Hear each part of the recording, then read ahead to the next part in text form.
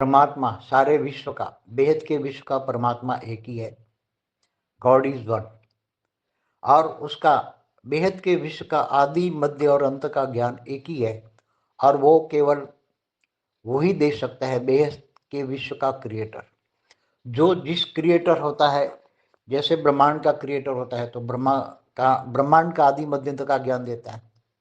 महाब्रह्मांड का क्रिएटर होता है तो महाब्रह्मांड के आदि मध्य अंत का ज्ञान दे सकता है। यूनिवर्स का क्रिएटर है तो यूनिवर्स के आदि मध्यंत का ज्ञान दे सकता है। मल्टीवर्स का क्रिएटर है तो मल्टीवर्स का आदि मध्यंत का ज्ञान दे सकता है।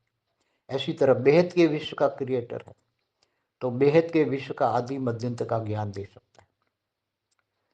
तो देखो, भक्ति मार्ग में आदि अनादि परम सत्य सनातन धर्म, तो उस धर्म को जानने के लिए आदि अनादि परम सत्य सनातन धर्म, आदि मना सनातन कब से शुरू हुआ, शुरुआत, और अनादि हमेशा से रहा है, हमेशा से रहा है, आदि और अनादि परम सत्य सनातन धर्म।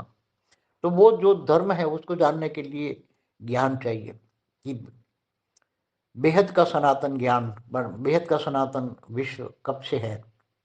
जैसे ब्रह्मांड का ज्ञान चाहिए तो ब्रह्मांड का आदि शुरुआत कैसे हुई, तो ब्रह्मांड की आदि कैसे हुई पूरा ज्ञान दिया गया है। ब्रह्मांड के आदि मध्यंत का ज्ञान पूरा दिया गया है।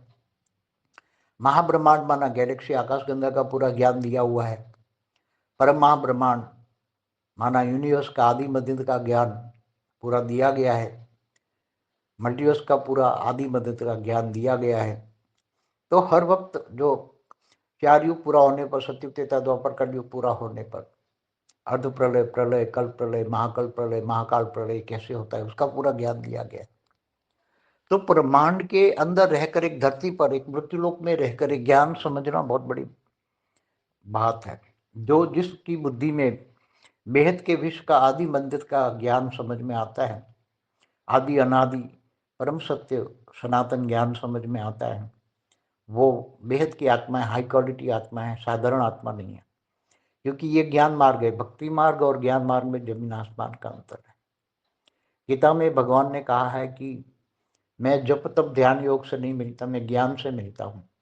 ज्ञानी तो आत्मा मुझे विशेष प्रिय है। और ये ज्ञान का टाइम है, चाहे लौकिक ज्ञान हो, चाहे अलौकिक ज्ञान हो, चाहे पारलौकिक ज्ञान हो।